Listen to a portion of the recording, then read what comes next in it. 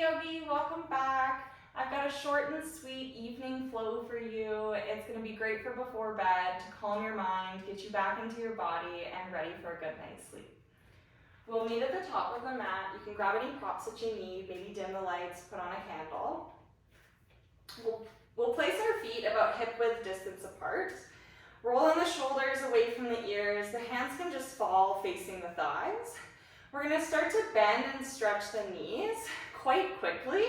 The knees don't stretch all the way. We're kind of bouncing, okay? So you're bouncing, placing weight into your heels, and you can start to amp this up and let the arms do what they do with this bounce, okay? They don't have to look anything like anything. They can just bounce around. You can close your eyes if that feels good. You can tone this down, or you can amp it up. We're really just trying to find that ease in the bounce, really moving all of our energy centers, activating blood flow so that we can direct our energy to a calm space in the mind. So we'll do this for 4. Really press into the ground. 3, 2, and 1. Freeze. Straighten the legs. Exist. Sway, swirl, feel it. Stay with this energy, float the arms up. Maybe look between the palms and float the arms down. Keeping the eyes closed or with a soft gaze, float them up and down. Movement and breath. Inhales. And exhale. Inhale. Exhale. Last one, this one's different. On the inhale, reach up. On the exhale, coming to your forward fold. Inhale through a halfway lift. Broaden your chest, lengthen your spine. Exhale, forward fold.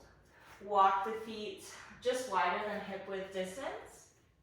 Bend the knees, grab the elbows, and rock from side to side. Releasing the shoulders and the back of the neck. Taking movement that feels good here. Maybe you want to draw figure 8s. I like to do that. Feels good on my low back. Or maybe you just want to have stillness. That's awesome too. We'll be here for one more breath. We'll release the hands down onto the mat. Step back into your downward facing dog. You might want to pedal out the feet. You might want to find stillness, but we're going to come to pressing both heels onto the mat as you're ready. They don't have to touch. You can bend your knees as well. But we're trying to press through those heels.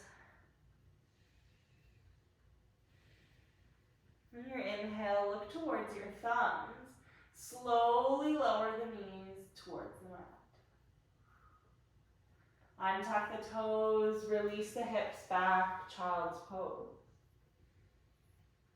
Releasing any energy that you're holding in your forehead and your jaw. Maybe rocking from side to side to help encourage that to let go.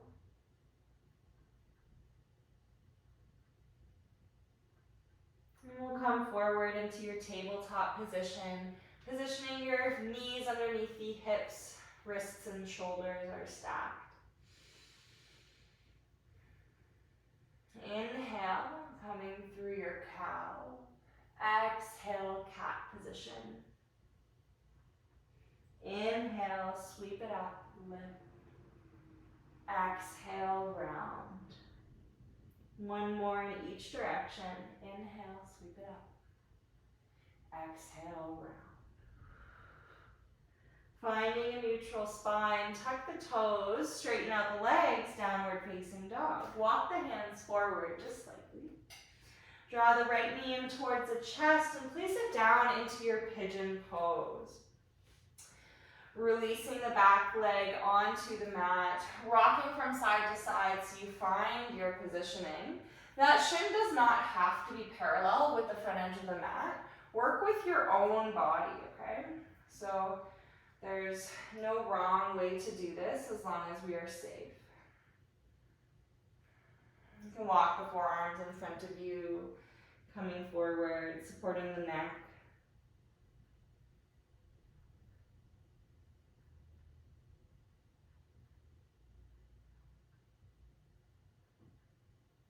Taking one more long breath in your pigeon.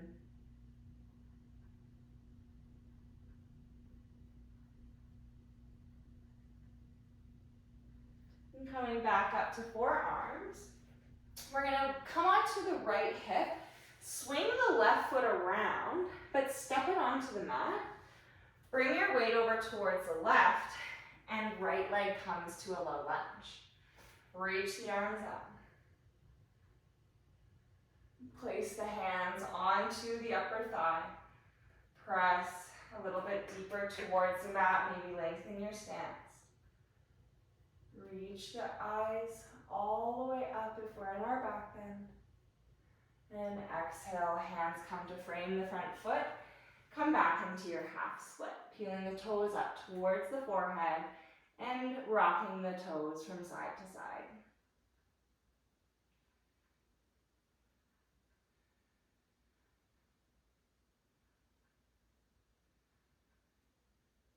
We'll find center, come back through to your low lunge. Inhale to reach the arms up. Exhale, frame the foot. Step your left foot back to meet the right in tabletop position. Widen the knees, toes together, send the hips back, wide leg child's pose.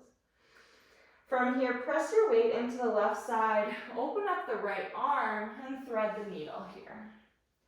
Softening, allowing, opening through the right shoulder, back of shoulder blade.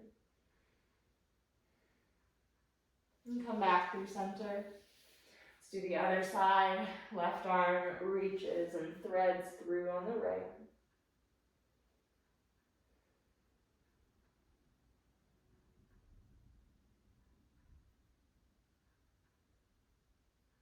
We'll come back through center, coming into tabletop. So realigning the knees. Tucking the toes, downward facing dog, lifting the hips towards the ceiling. Draw left knee in towards your chest. Place it down for your pigeon pose on the other side. Taking time to adjust as you need.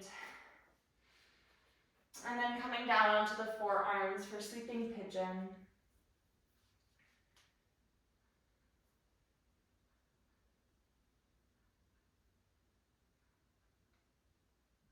Allowing the weight of your body to be held by the mat and gravity to increase your stretch.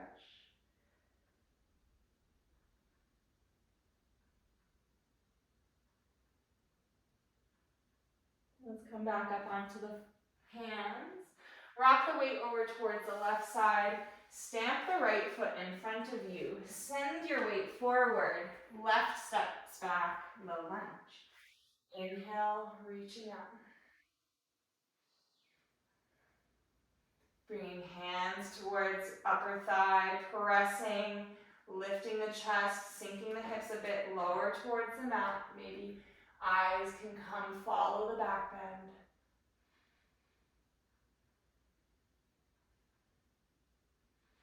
And coming forward, framing the foot, pressing back, peeling the toes up, and rocking them from side to side in your half split.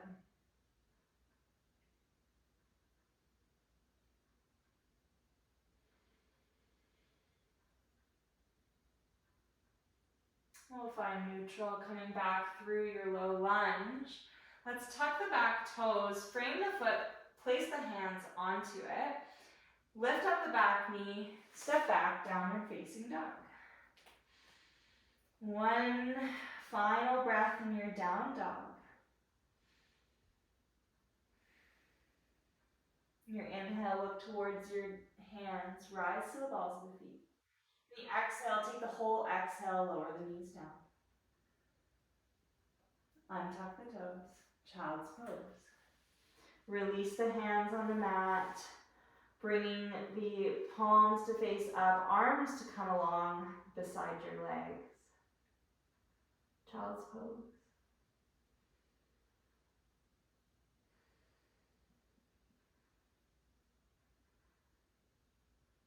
Connecting with your breath, staying in it and letting go. Bringing the hands underneath the shoulders, swinging the legs back around, and find your way onto your back on the mat. We'll draw the soles of the feet together, knees to fall wide in a reclined butterfly position.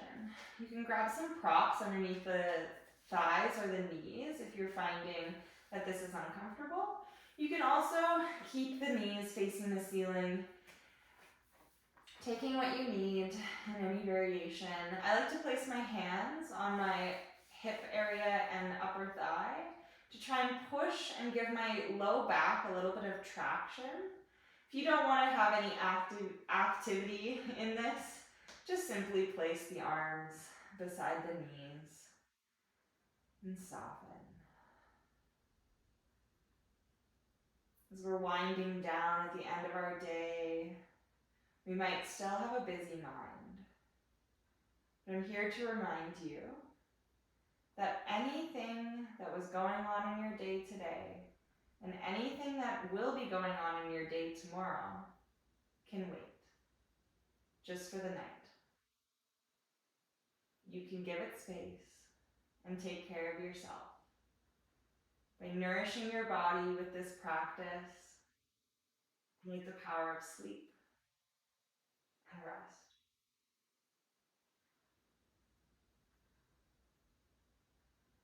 You can stay here, make your way into a final resting pose. You can do legs up the wall, shavasana, child's pose, or fetal position. We'll sink a little bit deeper towards the earth as we finally come to the end of our day. We surrender to Earth's gravity, who's been longing to hold us all day long. It's been pulling and asking to support us, and now we're allowing it and surrendering and letting go.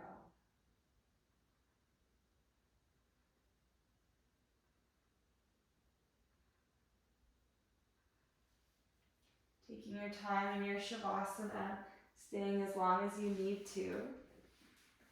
I appreciate your light and your energy. Thank you for sharing it with me. And I hope you have a good sleep. Namaste.